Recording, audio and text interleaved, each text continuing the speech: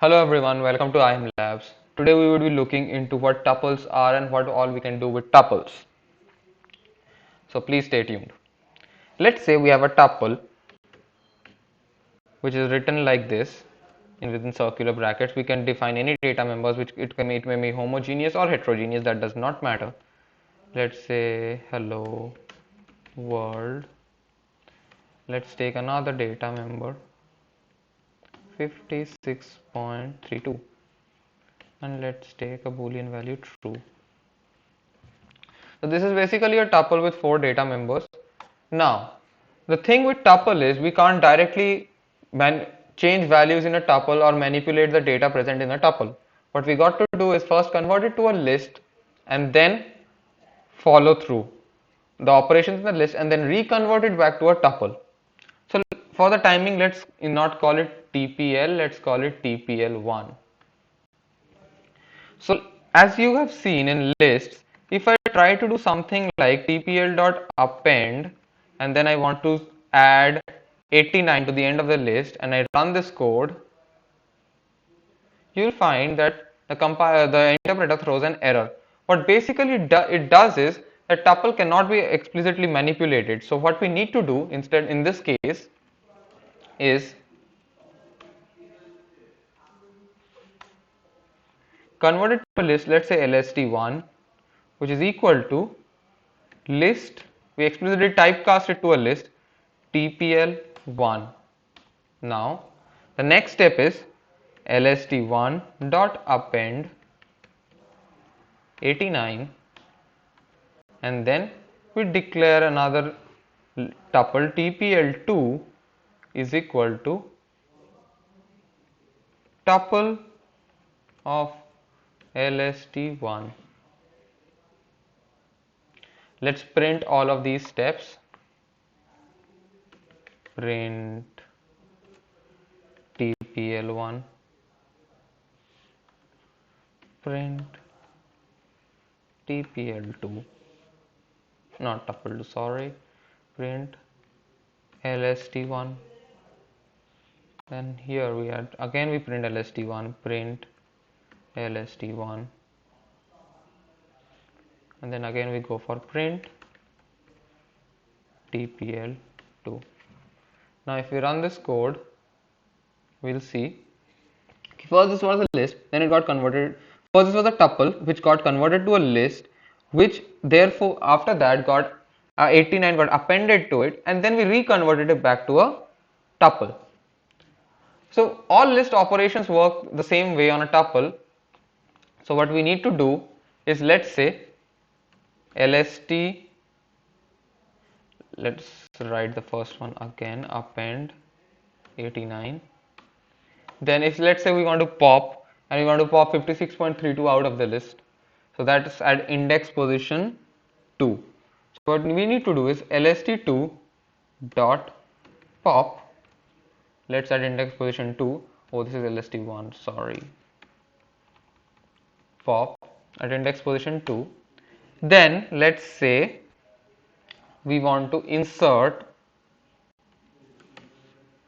lst1 dot insert at position 4. We want to insert Python.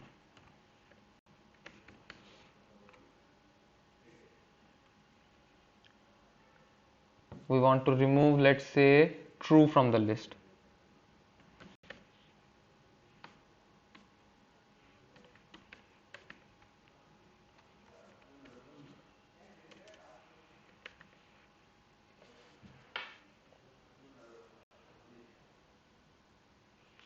Let's print this every time we do an operation. Print lst1. Let's copy this thing.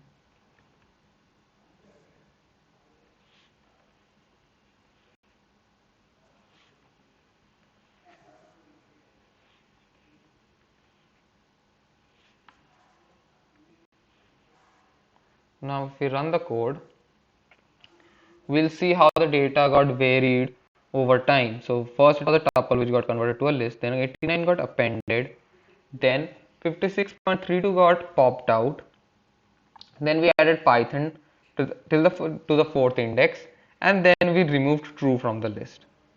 Now let's say we want to add two tuples. Let's comment out this whole portion all up to here. Let's say we want to add two tuples, like we have tpl2, which is, let's say it has two elements, 65 and apple. Now what we need to do is take another list, lst2, which is equal to list tpl2. Now what we'll do is lst1 dot extend lst2. Then after we are done with this, we are going to print lst1. So now if we run this code, we'll see that this list with this tuple which we created right here, let's print this one as well, print tpl2, and then run it again.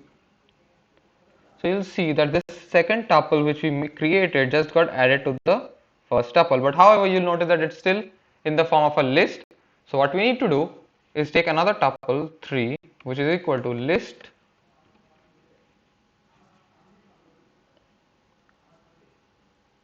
not list tuple